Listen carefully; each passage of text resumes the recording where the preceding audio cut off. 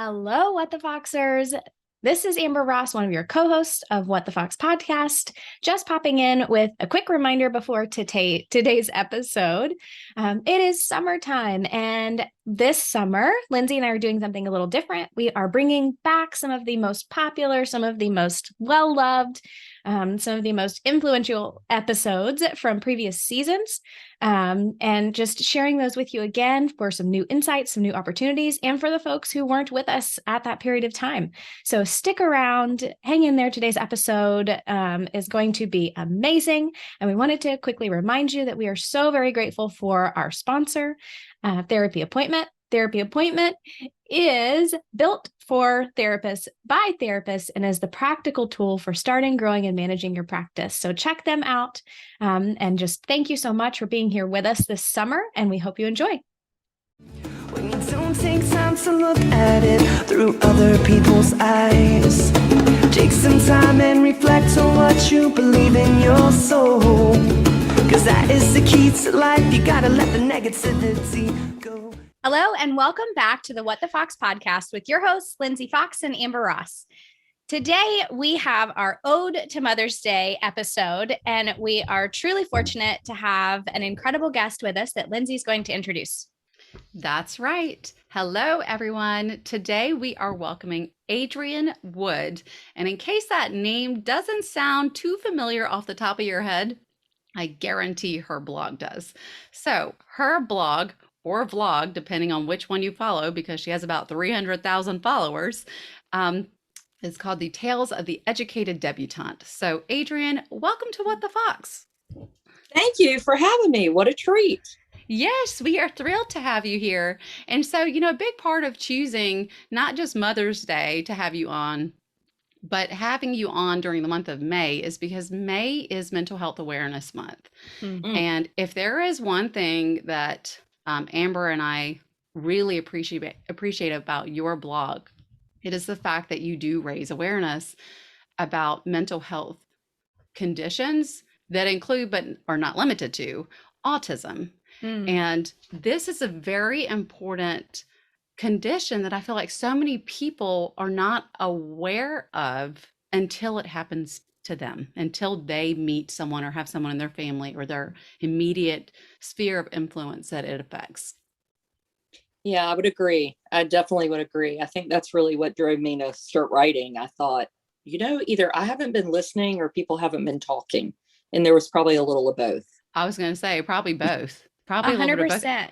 Yes. And actually, I was sharing a little bit before we started recording that I'm fangirling a little bit over here because I found Adrian many, many moons ago when I was nannying for a family who had two children that had special needs. And I found Adrian online and started learning all of the things about autism, all of the things about being a healthy part of that family and being able to be there for them support wise. And just, Adrian, I wanted to tell you, like, the information you share was so critical for me to be a positive experience in their lives for the time period that I was with them as their nanny. And I still keep in touch. They're doing amazing. And just, I want to say thank you, because if you think that people are not reading and learning from what you share, you are so wrong, my friend. And please do not stop sharing. Oh, well, thank you. That really is. That's exactly why I want to share for that very reason. Yeah. Yeah. I honestly feel that Amber is just one of so many different lives that you've touched. And I feel like typical of being a mom, we don't typically give ourselves enough credit. And I just feel like this is the time, especially around Mother's Day, where it's like, where you deserve credit where credit is due, Mom.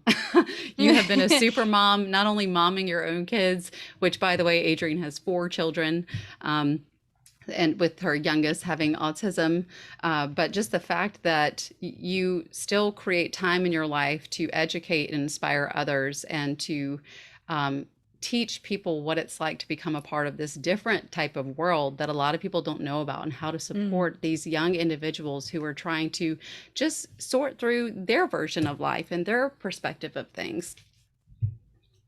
Yeah, that is exactly it. And, not just, the autism bit, but just that life in general. I mean, it is funny.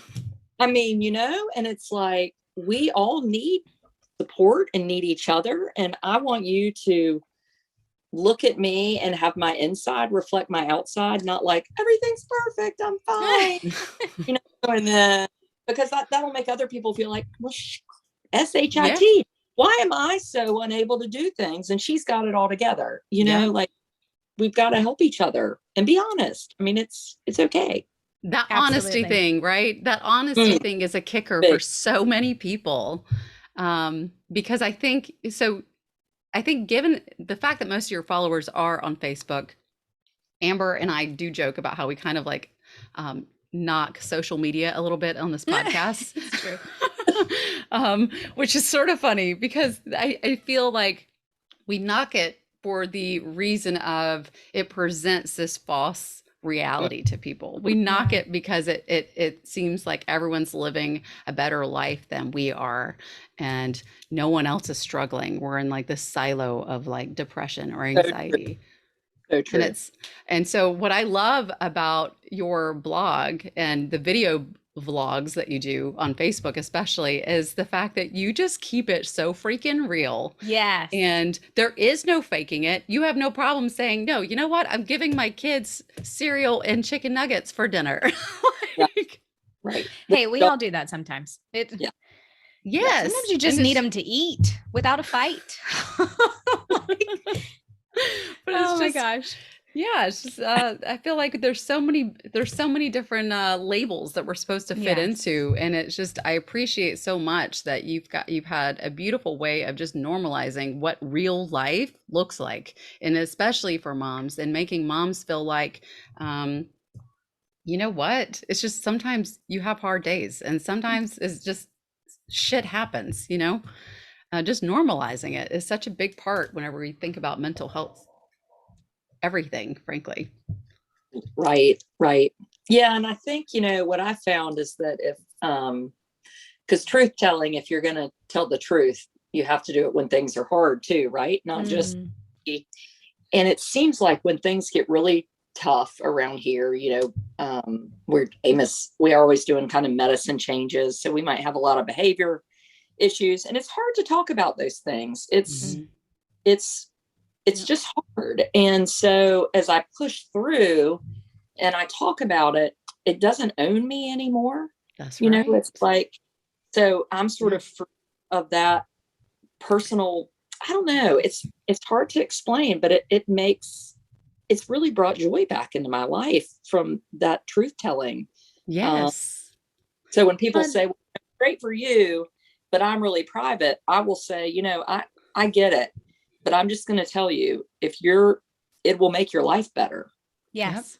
Yep. Because you're not holding up like some fake persona, and you're not pretending to be something. It's exhausting. Like I look out, and Lindsay and I've talked about this a million times, that the carefully curated, perfect social media pages are incredibly aesthetically pleasing. Like you look at that and you're like, yes, this makes my brain happy. Everything is so orderly.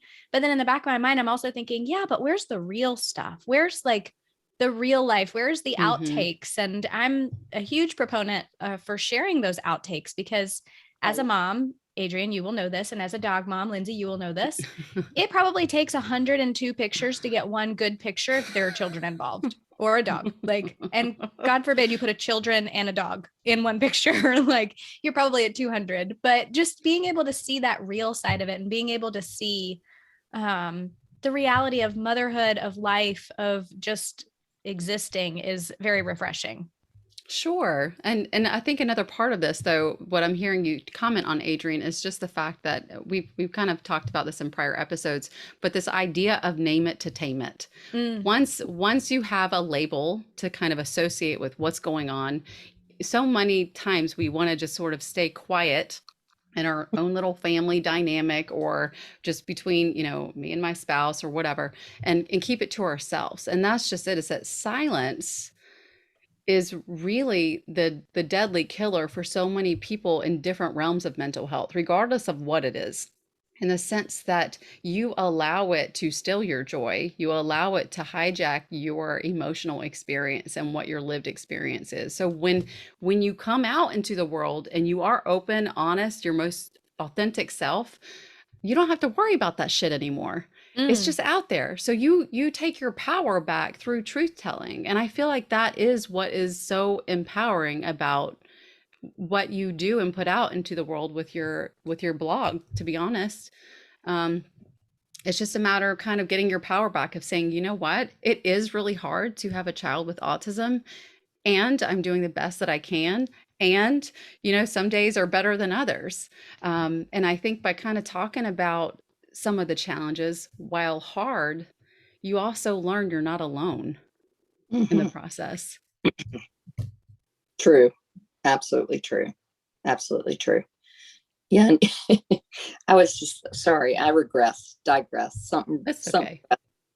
You were so Instagram is that place for me where you were saying everything looks perfect, but then I'm like a glutton, right? I go back to it and I'm like, this person, like, how do they look alike? Like, where does she get the clothes? And I can't get it. And then I like am kind of evil. I'm like, well, wait till they're big, then they're going to look terrible.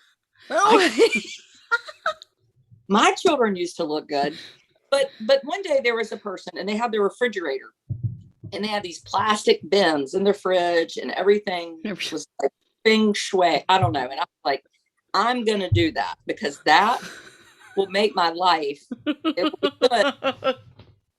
So I go buy the bins at Home Goods or wherever. I put them in the refrigerator and I fill up this one bin with eggs.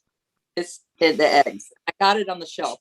Well, I go take a shower, do something, and Eamon, my 8-year-old with autism, he cracks all the eggs in the fridge. Yeah. Oh no! Why wouldn't he? Right? Why wouldn't he? Mother fricker!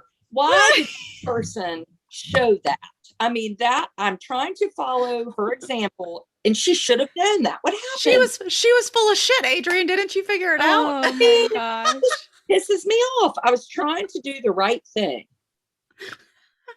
Oh my goodness. That is like the home edit style, right? So like everything has its place, everything is color coordinated, everything is clear and you can see, and like, again, aesthetically pleasing, gorgeous, lovely, beautiful, but like in a house with little children, not always functional. And she should put a disclaimer on this. She really should have. She really should have, because it's like, honestly, well, that's just it. When you think about how autism works, it's all about sensory. Yeah. It's all about sensory and neat things. What does it feel like? Or what does it sound like? Or I think I'll go over here and kind of scoot and take a little, just do whatever. What are my...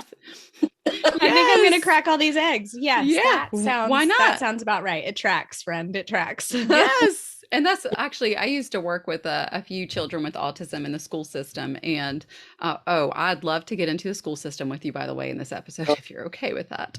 But so with that being said, though, I remember one of the best things a school psychologist said to me was, Lindsay, when you meet a child with autism, when you meet one child with autism, you meet one child with autism. Mm-hmm. Right. So true. And, yes. And I was just like, you know what? I really appreciate you saying that, because it helped me maintain perspective as well, and really understanding and staying present with the fact that every single child's needs present so differently and require such different attention and attendance to those needs, and attunement to their emotional needs as well. And that's why, I mean, just kind of seeing what you navigate as well, having 4 children, I'd like to kind of go in the direction, if you're comfortable with discussing the fact that you had these 3 other children who would be identified as neurotypical, for lack of better words. And, what did that part look like in life, in terms of like these beliefs of, my kids are always going to be this way, that way, or this way. Like, I've kind of heard you talk on your blogs a bit about like, yeah, I never thought my kids would be the ones who did this, or would create a scene, or do this, that, and the other. And then how things kind of shifted once you had your 4th. Yeah. That phrase, I never, that is burned. Oh yeah. My children are never going to have TV time. My children are never going to eat junk food. My children, yes. Famous last words, friends. My dad is apparently the only person that remembers all the things that I said. bring up is my children are like glued to their phones. My children will never use technology. I mean, I was like, that was a long time. I've learned. Thanks, Dad. Yeah, Thanks. thank you. He won't let you forget, huh? Yeah, I have these three kids, and I think if I had just had them, I would be sitting. I probably wouldn't be with you today because who knows what I would be doing. I really don't know. But I think I would have been giving myself a lot of credit, right? Like I have these children and they're all bright. They do well in school. They, navigate socially pretty well. And I would have given myself credit. Mm. And I was raised, there were two children in my family, and we were pushed to work hard. School, you can be anything you want to be. Success is the culmination of hard work, not necessarily brilliance, but you work hard and you succeed. Now, along the way, my older brother died of cancer when he was 19 and I was 15. So I became this kind of default only child. And really all the more, and I've never really thought about this until I say it out loud, but intrinsic pressure to succeed, right? Because now all eyes are on me. And so I get a master's, I get a PhD. I mean, I had gotten offered a job by Jimmy Buffett to be his like tutor for his children for a year. And my dad was like, no. Oh my goodness. I know. I think he saw like my life down the tubes, somehow in Margaritaville. But anyway. And this is coming from the woman that's never had a margarita. What? Adrian. I know. What? It's just fun to be able to say that too, because it is true. And so success was this kind of, work hard. And so I was married. I had a husband. He was an attorney. I was a Sunday school teacher. I was president of the PTA. Like I had it checked all. Off everything. But I didn't have joy. And so when Amos came along, and he was a surprise, and he was about maybe 2. I knew when he was 10 days old, I said to myself, this child is different. And it wasn't until he was about 2 that it really kind of came to a head, and I wasn't sleeping. I just couldn't get it together. I was filled with fear of what is this path going to look like? And this kind of voice said to me, you used to write. And I thought I did. I used to write. And I really had stopped writing when my brother died. I kept a journal with him, and I just put away my pen. Yeah. And so I discovered I had buried all this hurt and heartache with Adam's death, and I was keeping it together, right? Like I was happy and everything was going to be fine. And then Amos shows up, and there wasn't any more room. I was right. You were overflooded with grief. I was. And so there's a writing, there was a lot of grieving. And, I can cry at the drop of a hat all the time. But I will say, after about a year into it, I thought, I have joy again. And I really thought joy wasn't mine anymore. I thought after Adam, that part of my life, I'll be happy. I'm not going to really have that. Right. And I do. And I realized that, and it came from that sharing. Now I can't remember the question, but anyway. Oh, I don't know what the question was either. I told you we don't script this stuff. I don't know what I said either. Listen, I took my Adderall, but it doesn't mean that I'm actually remembering stuff. Lord have mercy. But no, I think that was it's a beautiful response, because I think what you're like, really you're labeling, I think, something that is so important that will connect with so many other parents though. And that is the fact that, again, while it is hard to articulate out loud, because I think sometimes acknowledging the grief also comes with a level of guilt, like feeling guilty for grieving. But truly, I think this is something where parents, especially new parents, if it's your first child as well, of having a child with autism, I mean, there's so many different emotions in the journey of having children, but especially when it comes with so many surprises, and there is that level of joy and grief. And I've talked about this in earlier episodes that we've had, and that is that um, it is my belief that really stemmed from a lot of the stuff that I've read by Brene Brown, frankly, and just my interest in Buddhism and meditation stuff, is that you cannot experience joy in life without grief. It's true.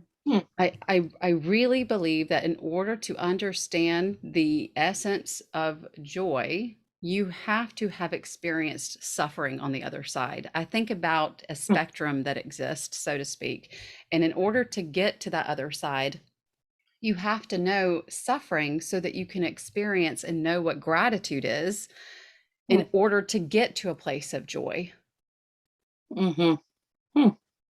I think that's true. And I'll circle us back around to what the original thought was, because Adrian, you did a wonderful job answering the question without, no, because it all pulls together. And I want to see this, and I want you all to see it, because you started the question with, how did your journey in motherhood change from your first 3 children to that 4th? And how did it change, even prior to having children, and the expectations of, my kids will never do this, my kids will never do that. And then, life happens and we all get a harsh reality check.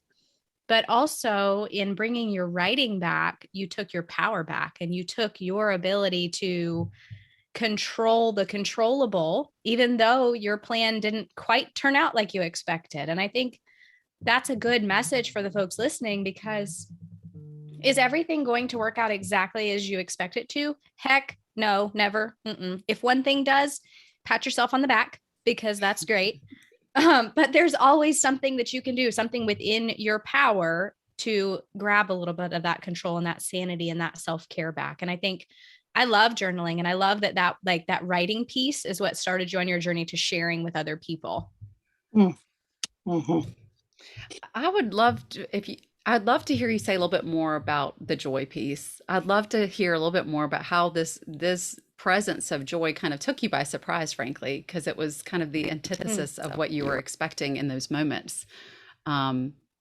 Where did the joy come in with your youngest son? Can you comment a little bit about that? Because I feel that your loyal viewers who know you and see you all the time, and your family, they see it. I see it.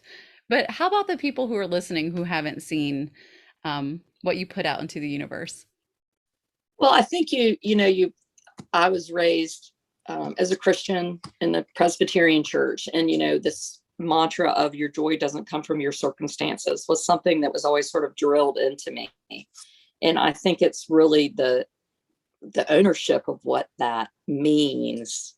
And after my brother died, and then I have this little boy whose path is not what I wrote in my planner, right? I had this plan of what was going to happen. Right. I envisioned this 4th child who was going to, I really could see him running behind his big brothers and sister and keeping up with everything they were doing, and how fun that was going to be. And that has not happened. But his path has been it's the success, learning about what success really is, has been such a game changer for me. And I think for my husband and my 3 children, I remember when Amos drank out of a cup for the first time, and my older son got teary. I never noticed when those other children drank out of a cup. They were all talking in church before they were 1. So suddenly I was noticing these Thoreau's mosquito wings, and just how great it was. And it's not always good things. Sometimes it's just the acknowledgement of one day. So when he was super little, we would go to therapy at the hospital probably 10 times a week. And one morning we woke up, and unfortunately it's like 2 miles away, but I got up, the cat had peed, on something. I cleaned that up, get my coffee. I'm getting out of the car, getting Amos out of the car seat, and I go to drink my coffee, and I'd wash my hand. but my hands smelled like cat urine. And Oh, I puked like in the parking lot at the hospital. And I mean, I was like, this is disgusting. And this is so funny. I mean, this is funny. Like this is joy, right? And so when the box of Fruit Loops has been flung around or the eggs are all cracked, I've learned to stop and say, this is okay. This is okay, because my joy be hinged on everything going the way it should be. It should. And I just never, I guess I've learned that Amos is literally the most successful person I know. And I don't know what his future looks like. But I know he's successful. yeah. And he's enough. That's enough. That's enough. I am teary just from hearing you talk about this, because I feel that what children like Amos brings to the world is teaching us, right? Teaching us, the mom who has the PhD and master's degree and has all the things, teaches people about mindfulness in a way that cannot be learned in a book. It can truly only be learned in these life experiences, because children with autism, they're living in the here and now, always. Right. Always. Well, he lives about 3 days ahead if there's an airplane. He's early. We're flying out on Monday, and I mean, he is tickled to pieces. He doesn't even care where you go. He just like the whole activity. Like I was like born to a sheik, so you had access. And you would have had a wonderful life. So he just wants to get on the airplane and experience all the things. He's just the anticipation of going on the airplane, wreaking havoc. I just think that's awesome. Oh yeah. But some is, I will say, when you were talking about that, the world view, and so I think one of my biggest struggles is we live in a tiny town and we're pretty insulated. Like I can go most everywhere with Amos. Everybody knows him. He might roll around on the floor at Mamacitas. I don't feel embarrassed. Right. But there's times that I go into the bigger world, and it's this argument that myself has with myself of how much do I let him be him, and how much do I have to get him to follow the world's rules, right? Because in reality, you have to do both. And it's hard as a mother of wanting acceptance for him, but then wanting him, it's really tricky. Or if he's, on a scooter in the air. Anyway, it's tricky of knowing where is that line? Where's the line? And I don't know it myself, Does anyone? No, I mean, no. If you're out there, please call me. Yes, you can call me too. You can put me on that, because I was gonna say, wait, add me too. So we mentioned I have 2 children, and my children are very strong-minded. They're very opinionated. They're very strong. They're your children. They're yours. Right. I know. Strong-willed parents produce strong-willed children. Good luck, girl. Yeah. Realizing it's a constant argument with myself. Like you said, I'm like, okay, like as they're asserting their independence and as they're forming their belief systems and as they are learning what is and is not acceptable, like how much of that do I try to conform to society to make their lives easier in the future? And how much of it do I just fan the flames and let them burn it down? Like, it's a daily thing, because you have not met Hazel at this point, Adrian, but someday you might. And she is an absolute firecracker, and she has no hesitation to question authority. She has no hesitation to demand something that she thinks is not fair in a situation. And sometimes she does it politely. Sometimes she doesn't. She's a justice seeker. That one is a justice seeker for sure. But you're right. That daily battle of how much of this do I quote unquote allow, which if you've met my children, I allow a lot. And I won't apologize for that because they are tiny humans and I think they're fantastic. But also how much of it do I want to help set them up in the future so that it's not as hard? And I mean, it's tough, and it's tough as a parent in general, but I can only imagine the additional thoughts that go through your mind with a child with special needs. Yeah. But with Amos, at least it's like, with my other children, I feel like it's not as, I remember when my daughter Blair, who sounds like Hazel, is like her spirit animal. When Blair was about 5 or 6, and I realized what we were out in public and she did something she would have done at home, and I was mortified, right? So I was like, ooh, maybe it was cute when you were 2 and you're getting older. But my son Russell was at one day, saw a friend downtown, and she said, oh, how was your trip to Alaska? My parents had taken us to Alaska. And his response was, I don't really feel like talking right now. Fair. And yeah, that was nice. And my older son, Mom, Russell was so rude to Miss Bean or whatever. And, he apologized. And I said, you, you can always be polite, right? You can say, it was nice. Thank you. That is like, so I think as they get older, it does get a little bit easier. What I find is really hard is when they're babies, you know what to do, right? You give the bottle, you nurse, you put them to bed, you change the diaper, like you got it. Your biggest, I get a white warmer or not? What kind of stroller do I need? Well, now they're teenagers, and they party, and you say, well, are you going to invite so-and-so? And they'll say, well, that person vapes, and I don't know if I really want to have them.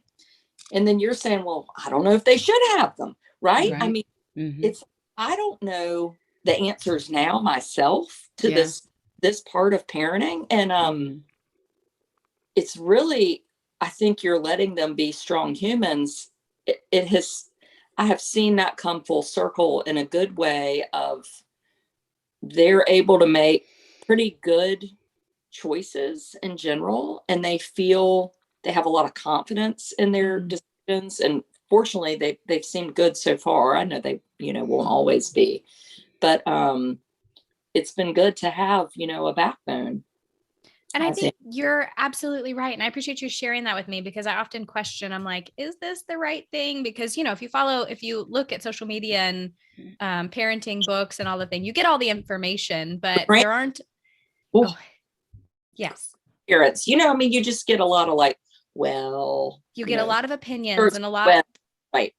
Yes. Times change and everybody does things differently. And my goal is, and I think I've shared this on here before, but my goal is that when the children have to make hard decisions, they don't feel like they have to come to me, but they feel like they can come to me. Like they have the wherewithal to make a healthy decision for them. Like, your child said, I don't feel like talking right now. Like that. While it may seem a little bit like off the cuff or a little bit abrupt, I think that's a wonderful statement, because yes, you're entitled to not want to talk about things with people. Like that is okay. No is a complete sentence. Yes, that's right. Oh, right. If you do not feel like giving someone a hug, it is okay to not give that person a hug. Yes.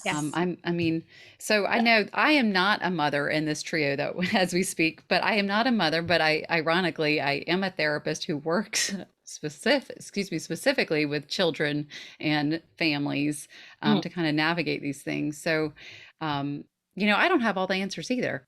And I'm not a parent. While I am a therapist and I've read lots of books, no, I don't have the answers either. And I think what it comes down to is the fact that every individual person has their own individual lived experiences, and everything needs to kind of be tailored to that individual and where they are. So while I did make the comment earlier, one child with autism is one child with autism, I do feel that on the whole, that's how it is with human beings, on a broad kind of sweeping brush here, that you can't kind of make assumptions about how every person's going to do their thing. I mean, your children, Adrian, are at this age, especially the teenagers, that is like peak time for identity development, really honing in on your core values, and kind of finding people that align with those core values. So that's And that is exactly what's been happening. And I Well, didn't know that. that's what I'm hearing you say. I mean, that's the therapist side of me speaking here. I mean, yes, that's what I'm hearing you say.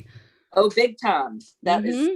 fortunately, it's working out well, It right? sounds like that's what I mean. You've done a pretty damn good Yeah. job momming them. So give yourself some credit, Mom. Again, kudos to you. Like, job well done, friend. Yeah, Well, I think for real, hold space for that. Because that's what, and that's the other thing, right? For Mother's Day, I feel like there shouldn't just be one day a year to celebrate what goes down every single day.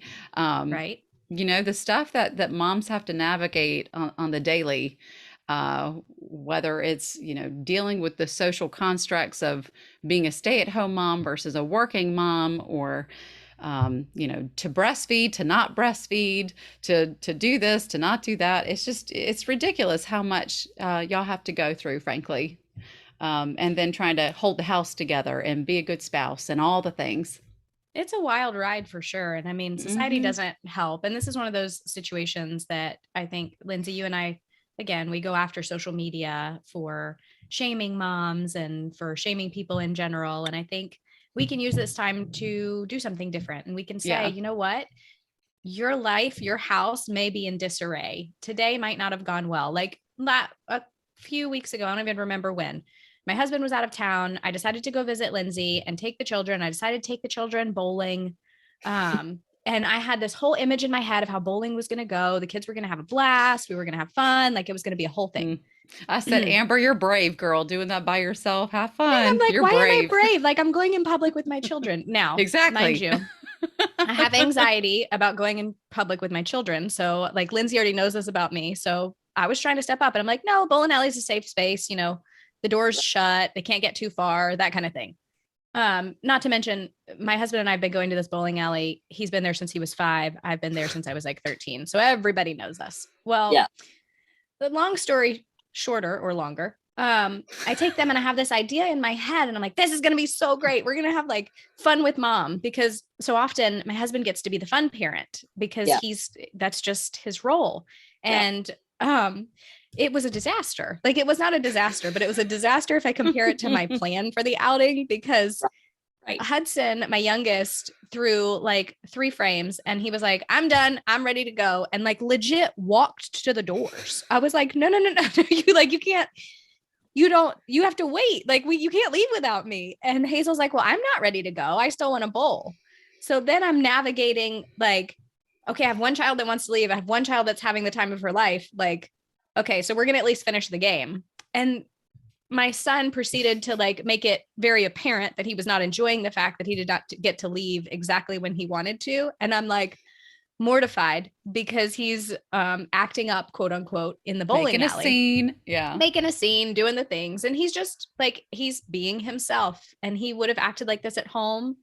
But my inside mom voice was like, oh my gosh, you're doing something terrible. You haven't parented him correctly. Like, and it rolls through the dialogue of, you're a terrible mom. Like you've done something wrong. This is your fault. And I was like, where's this voice coming from? Like this is nonsense. Like society. Like that's where that shit's coming from. Society. Right. Trying to rob you of your joy. Right. Now we ended up having fun. We ended up being able to go and see Lindsay afterward and having an adventure where my children were very loud. See, you come to Miss Lindsay's house, makes Lulu. everything better. That's okay. But it just reminds me that like, we all hear that voice and we all hear that societal pressure of you're doing it wrong. So I just. Yeah. Yes.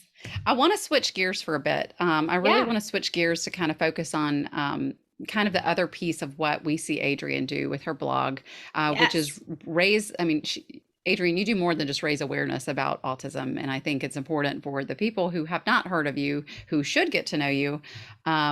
You raise awareness about important issues across the board, whether it be world events or you've touched a lot on the Ukraine-Russia conflict, which I don't believe we should call a conflict anymore, but so much as a freaking genocide. Right. But you've touched a lot on that and in a very educational manner. You've really raised tremendous levels of awareness around different school boards and school districts. The entire Emily Pennington case that took place in Billings, Montana, which, you know, that whole thing was a complete disaster. There's so many different pieces and parts that you bring to light to busy moms and people all over who follow your followers that maybe don't have time to get up to speed with all the things that are going on, but then hopping on, seeing that you're live, you give a quick rundown of what's going on. It's funny because you kind of turn into like the living room news anchor.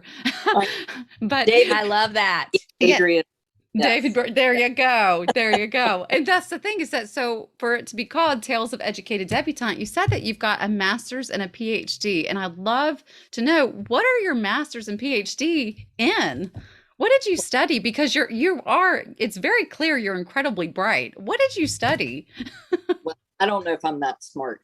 I never broke 1,000 on the SAT. So I always say I didn't either. I mean, damn it. It's a real shame. I don't test that way. I think I was just lazy back then. I got, now if I went to college, I'd probably do great. I have a master's degree in education. I did a 1-year master's program instead of Jimmy Buffett. Are you kidding me? That's what you chose over Jimmy Buffett? I hope he understands this. It was a directive and in early intervention. And then with a specialty in inclusion, funny enough, and considering my life now. And then I wasn't quite sure what I wanted to do. So I applied for a PhD program. So I was at Chapel Hill for my master's and NC State for my PhD. And it's in educational research and policy analysis. And what? So that was a good, so I'm particularly, I love all things education. I love policy.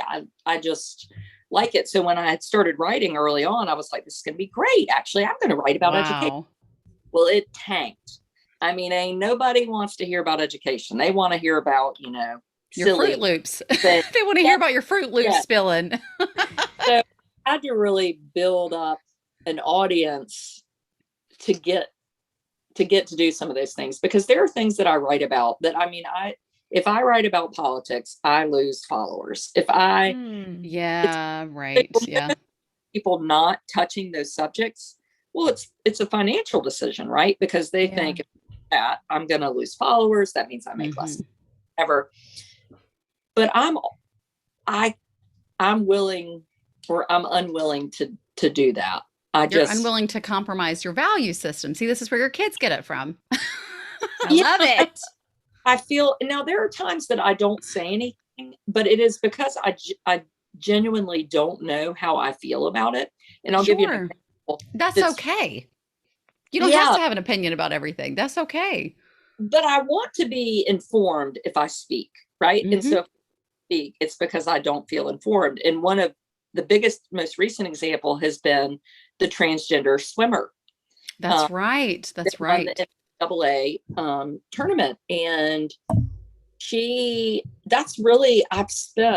it's unfortunate because I've spent a ton of time really reading everything I could find for and against, and I still don't know how I feel. And so I do have a subscriber group, and we do delve into some topics like that. It's a little safer, smaller space. Sure. Yeah. Because I want to hear what people have to say too. Yep. I'm not the expert. So I do try to, if I come out with a position on something, I feel pretty strongly that it's the right. You stand in it, and you stand in it boldly. And I think that what is powerful about that is that you end up speaking for vulnerable populations who are not having their voices heard, which is frankly what this podcast with a purpose is all about. Frankly, that's what the Fox is all about, is giving rise to silenced voices. And that's honestly a beautiful segue to frankly, the Emily Pennington situation that took place in Billings, which has been a mess. Would you mind sharing with our listeners, just because I think, listen, I understand there's lots of different caveats and tidbits or what have you, but just for our listeners' sake, for them to use this as an example to just shed light on how small little towns, frankly, and just a couple people who are key decision makers can absolutely make sweeping changes or decisions that affect people's lives. This is where I feel like people who say and minimize, like they don't really care about their local politics because it's the federal government that rules everything. Let this case highlight why it's so important to know what is going on in your community. Do you mind sharing that case with us, Adrian? I don't. And I would say also, I think as the more and more I've delved into topics like this, the more I've realized how it is so important that we know politics and that we know politicians and that we know I agree. who we know. Listen, this is like I am super passionate about this. So the fact that you have your PhD studying this stuff, I'm like, well, no wonder, girl, this is your purpose right here. Like you. But I wasn't always that way. And so that's okay. You grew into it. I've come to this point from seeing like, holy cow, I used to think of politicians as being kind of on pedestals. And the more I get to know them, I think, it's particularly North Carolina, you make $13,000 a year. And I think, well, that's all on purpose because they don't want anybody educated to run for those jobs because they can't afford to, right? Who can afford to make $13,000 a year? So that's really the game plan to keep the people who work with lobbyists. Those people too. Yeah. Well, don't they? The lobbyists make a lot, right? Yeah, depending on you're right. The local people, yes, you're right. Local people, they don't get paid too much, but the people, who might get some cash from the lobbyists, the public money is pretty low, but then all of a sudden they're going home to their mansion, but that's okay. Right. But you don't see some amazing teacher running for Senate, and it makes sense that a teacher would run for Senate, but a teacher needs her salary or his salary work for $13,000 a year. Right. Not going to happen. So with Emily Pennington, young lady in Billings, Montana, pretty small town. And you go back to 1975. Before 1975, if you had a disability, you were not legally allowed to go to public school in the country.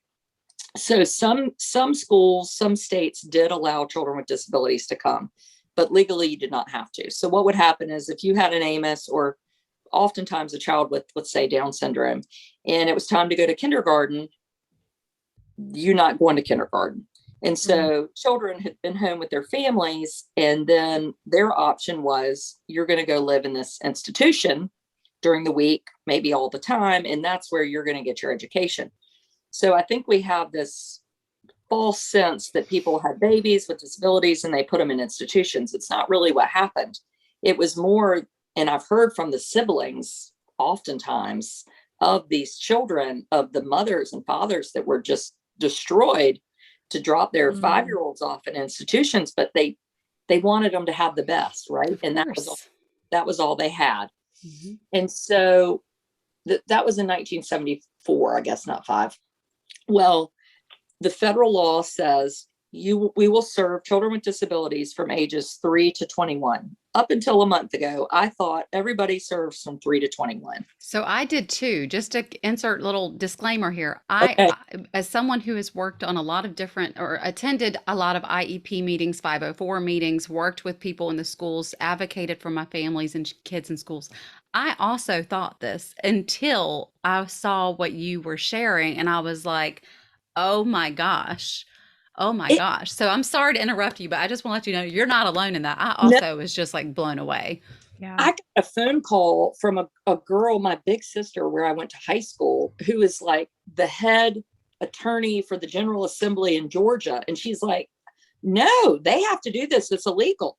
I was like, no, it's not. Oh, wait. Can you share what the issue is, though? Because our listeners still haven't heard what the issue is. So the law says, I wish I had it in front of me. The law says you are going to serve children ages 3 to 21. But then there's a caveat. There is, unless your state doesn't have a law that you will do that. AKA the state can trump the federal law. So the state exemption is written into the federal law. That's right. Which is very unusual, I'm told. Highly unusual. So Montana is the only state that stopped serving children with disabilities at age 19. North Carolina is 21, just for record. Most states are. So Emily Pennington, junior in high school, young lady with Down syndrome, fourth child, and she's really just a model of inclusion. Her family has worked tirelessly to make sure that she's mainstream. She's trot out, made the cheerleading squad, made the basketball team. I mean, she is killing it. I mean, she's just amazing, super social, and she's a junior in high school. And the school system has always said to her family, you know, she's going to have to quit school because she's going to be turning 19 in July. So she's not going to have the senior year. And her mother said, well, I think we're going to have to change the law by then. I'm not going to worry about it. Right. So just to rehash that, right? So we're talking about, this is a family where a 19-year-old a girl that will be 19 entering her senior year is told, hey, you've done all this schooling up until junior year, and now we're just not going to let you finish your senior year, and you are not allowed to graduate. You can graduate, but but you're not going to have your senior year. Right. Which it's me so condescending, right? Because well, that's why I'm like, it's not really graduating. I mean, you're depriving of this girl. Yeah, here's a traumatic incident, and then we're going to give you graduation. Okay, thanks. Right. We're going to not treat you like we would a typical teenage girl who graduation. Senior year is huge with every teenage girl on the planet, but we're going to pretend that Emily's just not aware of those things. Right. So Montana changed the law 2 years ago and said, if you want districts, there's a lot of local control in Montana, districts that want to continue to serve these children, we will fund them. And so that passed in July, and Billings was brought to Billings' attention by the family. No response. Right. And the mother put up a Facebook post, and one of my followers happened to send it to me. And it was immediately clear. You know, a lot of times you might say, well, there's a lot more behind the scenes work of what I do than just writing a story. Oftentimes we can solve problems and it never makes it to my blog. You know, we can make a phone call. I can encourage a parent, hey, here's who you should talk to. Right. Just be like, oh, we're sorry, we're wrong. Well, not no. These people weren't taking any sense of social responsibility. They were being pretty indignant, if you will. Yes. And so I talked to Emily's mom pretty quickly, shared a story, did a video, and it was maybe a Friday, and it was real quiet that weekend. And I was like, damn, these people are they are really hard asses. Well, they couldn't take it anymore. Monday morning, they just poof. The house of cards fell down. They're like, we're having meetings, you know, they're calling me like, people are threatening us. I'm like, you know, you're on the school board. This is your job. You know, I'm sorry that your feelings are hurt, but you have responsibility too, not just us, but if you want to run for office, get your big girl pants on, you know. For sure. That's right. For sure. That's right. So there's a social responsibility stepping into these roles. So if you can't do your part, then clearly you need to step off. Right. And it's money, and it's money is probably a lot of it, and our attitude towards people with disabilities. You know, we love to be inclusive, and we want everybody to, you know, everybody wants to support. Right. That's just the social media version, though, Adrian. It's not true. That's just until it's inconvenient, right? We want to support, we want to be inclusive until it's inconvenient. If that means we get your vote, we're going to include you. But then as soon as it's time to discuss funding, we're going to shift gears a little bit behind the scenes. Oh my gosh, I'm so excited. This is going to be the best video. You've just given me the best topic. Social media for disabilities. Yes. Oh, good. I can't wait to hear it. Please tag us in that. I can't wait to hear it too. That I think about, because it's true. And it's like when rubber meets the road, you know, and you're expecting a baby with Down syndrome, the majority of them are aborted. And it's not because there's this feeling of you're lesser than, you know, or Iceland says we've eradicated Down syndrome. And I think if we really shared the truth of the disability, it'd be like if you found out you were having Michael Jordan, you wouldn't be thinking, well, should I not continue with this pregnancy? Mm-hmm. You And know? not to mention, abortion laws have now changed all over the United States or are actively changing. So I know not to get into it, but I'm just saying it's just another freaking part of the politics.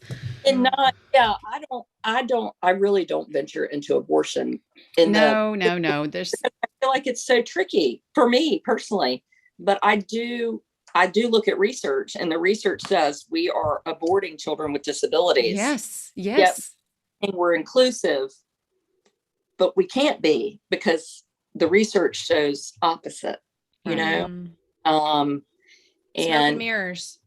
yeah. And I remember when Amos has a genetic disorder, and we thought he had one, and the first one that they had said that they thought it was is inherited on the female genes. And it ended up not being that. But at the time, this question was, if it went from my mother to me to Blair, what would Blair's chance be of having a child with a disability, an Amos? Mm-hmm. I said to her, and she was pretty little, like Hazel's age. I said, because I just couldn't help myself. I said, how would you feel if you were going to have a baby, and you were going to have an Amos, a baby just like Amos?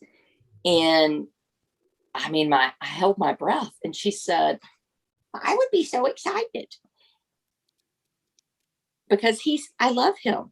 And, even at the time, she knows what life is like with Amos. She's, but my children know as well as anybody what it's like to have a sibling with a disability. I mean, they live it. They know when stuff's or we have to leave a restaurant, or, they live it. So for her to just have this different kind of acceptance where she gets the genetic test and she says, oh, well, it's going to be different, but it's okay. I didn't have that perspective. But look at you being a change maker and a cycle breaker. Well, I mean, I don't know why I didn't. I probably wasn't listening. But I think families do tend to, there's something about with your typical children, you feel like you can complain about them and you're not like, you shouldn't feel guilty. Where with a child with a disability, I try to complain about Amos because I want to normalize that it doesn't have anything to do with love for him. Right. The same complain about my 10-year-old son, I can complain about my 8-year-old son. That's right. But it's that voice inside saying, well, if you do that, so it's kind of turning that off, I think. Yes. And it's hard to do because, again, I think there's a lot of stigma and shame and guilt and all these other pieces that come from so many different directions, as well as our social constructs that of what we're supposed to do that screws it all up for all of us. So other people's opinions, man. Yeah, I guess. But I do want to, I just want to circle back really quickly. Is there any way you can kind of give us just a quickie update on kind of what happened with that Emily Pennington case in terms of, because you created a lot of noise, girl. You got a lot of people up there rallying for this girl to get her senior year. So, of note for our listeners, we're not recording this on the same date that we're airing it. So this is the most up-to-date information that we have for the now. So what is the most up-to-date? There was a special meeting. There will be another meeting pretty soon for the official vote. But the meeting, I believe, Emily will have her senior year. And Billings, if anything, I was pretty impressed. The school board said, we are not going to just do through age 19. We would like to add it to 21. And they sort of made the exception rule wider than the state law necessitates. That's a word. Because I was thinking like you could have a child that was in a car accident and had to miss a year of school, or all sorts of things could happen. So I was pretty impressed with that thought. So I think Emily will have her senior year, and because of her, many other students will as well. And hopefully the state of Montana and the other districts, it'll give parents some knowledge about how to go about saying, hey, Billings is doing it. We'd like That's to. right. Amazing. So because of you, though, and this is where I don't want to minimize credit, though, is that I'm not saying because this took a village. This took a village. I'm not trying to take away from that. But I keep wanting to say, I feel like you got to give yourself credit where credit is due. And I feel like this is a typical mom thing of where we kind of want to deflect certain pieces. But like you deserve some credit in this because you did play a part in getting people interested in something that maybe they didn't know about before. You got people to sign petitions that maybe they didn't even know existed. Maybe they didn't know why it was important. And because it wasn't happening in their backyard, they didn't really care. But because you're a relatable person and because you are authentic in your vlogs, people connect with that. And people can see the human experience in that way and say, wow, if this is happening through this person who is so human to me that I can connect with and identify with, then this could happen to my family or my whatever. And so I feel like there was a sense that you had a sense of agency in this as well as all of the other people in Montana and so forth. But I think that goes to show the beauty and power behind certain elements of influencers that do use social media for the greater good. Well, Absolutely. Thank you. I do agree. To whom much is given, much is expected. And I do have this platform that I've worked really hard to build. And if I'm gonna, I want it to be for good. I'm not gonna share the messed up Fruit Loops. I don't know if that's really helping anybody, but it matters. It matters to me. It matters to me, and I see my children being invested in it. And, Blair will say, well, Emily's petition is up to maybe 175,000 signatures. I checked this morning and, they're asking, or my children are on social media, which is a whole nother podcast. But indeed, you're welcome to come back. Yes. Really allowed to talk about, but, they're liking, following, and I know their friends are seeing it, and so what are those children learning? And there are really good humans on this planet. Yes, there are. There are people are inherently good, and people need something to stand behind. And I think sometimes everything is so polarizing that it's like, it's okay to just say, hey, here's a cause. And what I feel is that my people are like, oh my gosh, like they're so thankful to know about it, just like I am. That we want to look for ways for people to help and make the world better. That's right. Absolutely. We have the same mission as you do in that sense. Right. I mean, that's truly what our mission is, even within the podcast, is hoping that, people, and by the way, just shout out to anyone who does have a story they want to share with us, or these kind of positions where they are using their voice for the greater good to create change. Like that's what we're all about in terms of having people like yourself come on to share, because it does make a difference. And so many people think about systemic change being something that must come from the top. And I feel like we really need to deconstruct that and kind of do away with that old way of thinking, because I believe that's exactly what you are proving, is that it doesn't have to come from the top. It comes from the powers with the people. Yeah, y'all. Yeah, obviously you're a perfect example. It can happen in lots of different ways and it is the beauty of social media. And I kind of lump podcast into social media. I guess they're not. I mean, that's fine. There are people that are kind of like, oh, I don't do social media, or I don't do, I never say never, but I'm like, you have to look at not anymore. The real benefits. You can use everything to good. Absolutely. You're so honestly, right. Oh, sorry. Go ahead, Lindsay. It's okay, Amber. I just know that we're wrapping up. So go ahead. No, I was actually just going to say we've covered so many amazing topics. I took a ton of notes. Adrian, I love the way that you share things. I love the way your eyes light up and the way that I can see and feel the passion on you. Obviously, the folks listening to us and not watching on YouTube can't see that. So highly recommend you folks find us on YouTube, subscribe, and watch the videos, because I can see how your heart lights up when you start talking about these things. And when I see the change you are manifesting in not only just your immediate community, but the communities far and around you. So I thank you for that. And I thank you for spending time with us. Yeah. I didn't know if you had anything else. Oh, sorry, go ahead. No, it was my pleasure. My pleasure. We'd like to give you a little, just a minute for a quick plug. If you would like to let people know who are not familiar with how to follow you, whether it be on Instagram, Facebook, or a website, please let our listeners know. How do they find you? So you just type in Tales of an Educated Debutante, Facebook, Instagram. I don't really understand Twitter. I'm trying. I have it's just my. It's okay, girl. It's okay. It's all right. You're not missing out on too much right now, at least not in this world of it's a lot of banter, a lot of polarizing banter going on right now over there.